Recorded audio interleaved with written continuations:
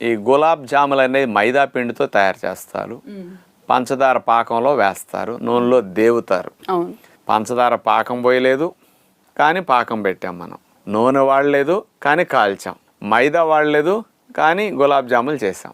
మరి ఎలాగో చూడండి.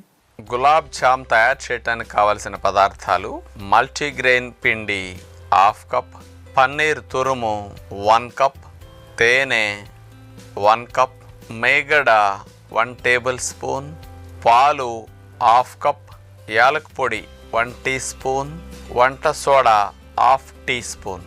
మల్టీగ్రెయిన్ పిండి బౌల్లో వేసాం.